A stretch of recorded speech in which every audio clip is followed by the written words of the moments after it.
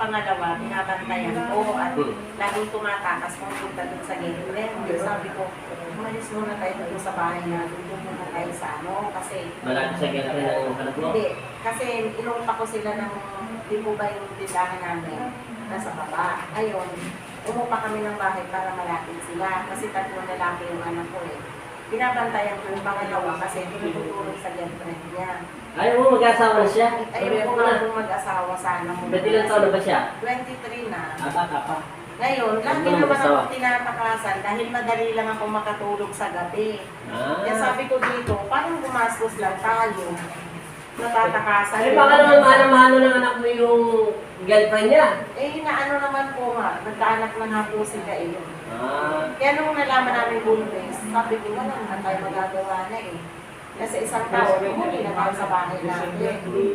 Kasi kako nung nandito tayo, ang hirap naman ang katawan mo dito.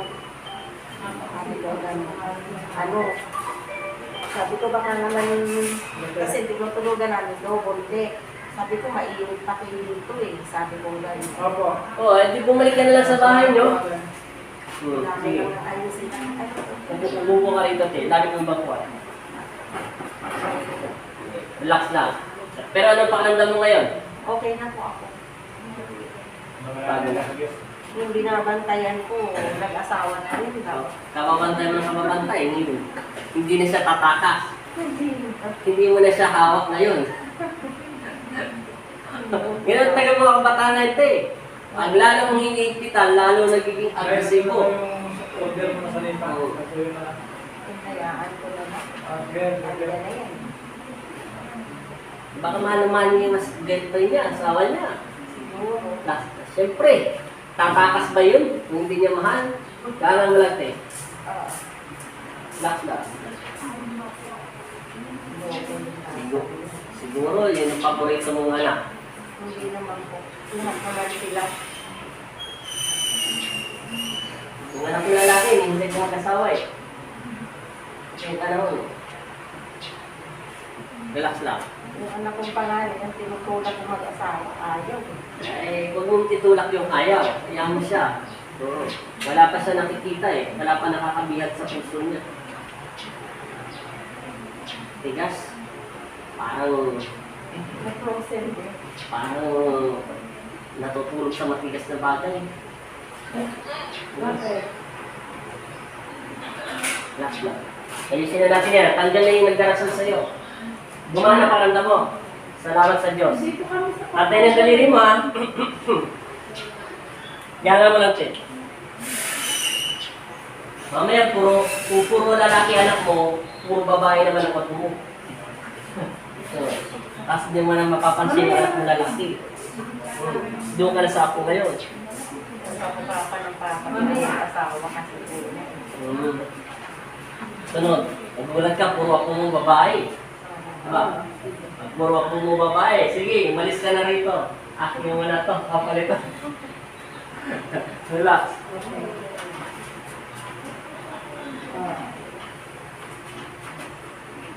Hindi pa. Hindi na maayos.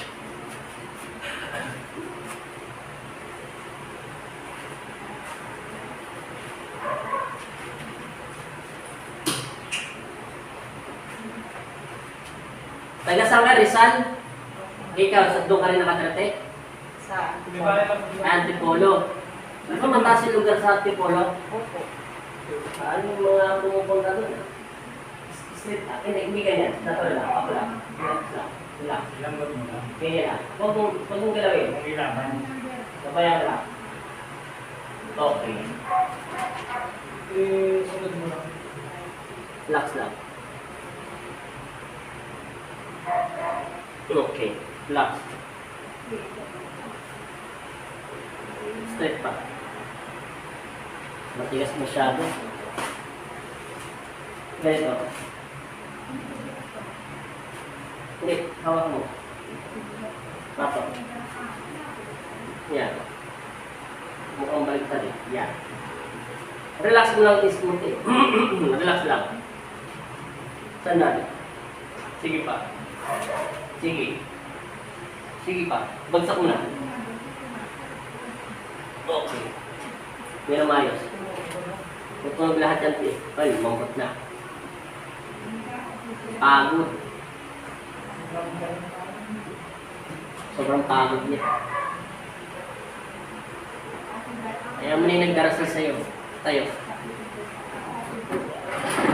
Atras.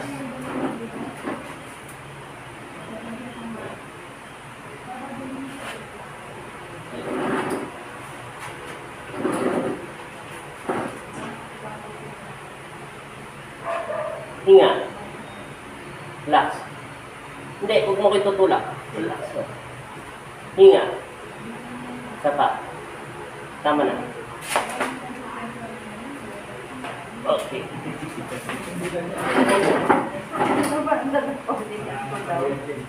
Iwanan niya ako. Naloko kayo. Ako, bigay ka na. Relax. Namambot na. Ano pakiramdam? Okay na po. Sige, gamitin mo yung sigo mo para maayos natin yung ano mo. Sige, humiga ka doon ng diretso. Ayusin natin, ibabalance na natin lahat. Diretso higa. Yung siko. Diretso yung diretso. Kung ano yata sa kanangatak ng paninda ko. Pagod. Kaso ayaw may nagdarasal. Overpagod siya. Saka yung utak niya, ayaw humito sa kakaisip. Hindi naman ito nag-isip ng pera eh. Kasi yung kamay. Ay, hindi. Yung sa akin. Hindi siya nag-isip ng pera. Nag-isip siya ng kinabukasan. Ganito. Mas mahigit pa sa pera. Nagigit pa sa pera eh. Pero yun.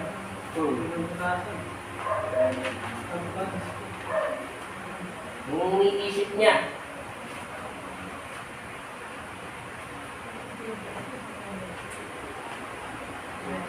Relax lang eh. Relax. Relax lang. Sige, taglit eh. Kahit saan muna. Diretso. Magkakasama-sama kayo lahat. Ganyan lang. Tapos ito. Hawak ko. Yan. Relax lang. Huwag mo ipot na siya kung ipot lang. Tingnan naman lang. Okay na yun. Tama na. Okay. Kabilang side.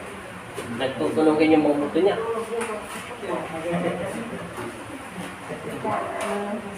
Napagod na yan. Hindi ka napapagod. Kung sabi napapagod.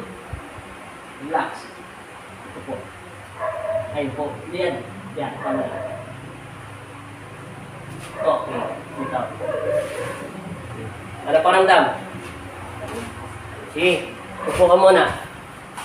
Tingnan natin kung anong pinagkaiba. Upo ka dyan. Sa upuan. Kita mo, yung linis 8 minutes lang. Tapos na. Ano paramdam? Palitan lahat ng damit ha. May nagdarasal sa'yo. Kaya mo man yung nagdarasal sa'yo, pinatay na natin yung kandila niya. Uminit pa yung katawan nyo kanina. Sobrang init talaga. Kaya mo yung nananalangin. Malapit lang yung nagdarasal sa'yo. Yung tinuturo ng Panginoon Kristo eh. Para lang haba ng trailer nito, hindi 40. 2 40 lang ang layo. Wala pa nga eh. Ano naman po? Ano niya? Ganun pa naman ang bahay doon. Hindi halos din. Parang hotel ang bahay nila. Malay ko kung baka... Lahat kasi nagninegosyo ngayon eh. Pag hindi mo pinautang, nagagalit. Pag pinautang mo, hindi naman magbabayad, bibili sa ibang tindahan.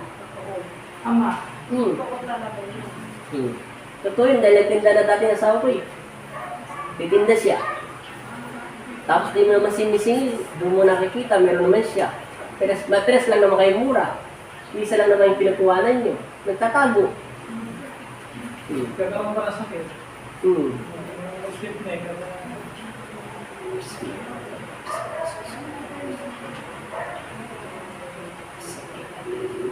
Ano paramdam nyo? Magang na. Bagay hindi naman pa masyadong matagal. Buwan pa lang, di ba? Mga ilang buwan. Ano po nung last saan magpupa na? Doon pa ulan naman yung paglipat ko doon. Sige. Kaya mo muna yung mga nagdarasal sa'yo. Inumin mo lang ang inumin yan. Salamat kay Kristo. Wala na, te. Okay na talaga. Tumayo muna kayo kasi hindi nyo pa natetesting. Subukan nyo maglakad. Tingnan nyo kung ano pinagkaiba. Wala pa naman itong 10 minutes. Ano pakiramdam? Hindi lang inainitan. Ilagay mo na yung pagpalagay ka na lang yung sasama mo. Salamat po. Thank you so much. Panlima na ito sa kanila. Magkakasunod sila, magkakasama.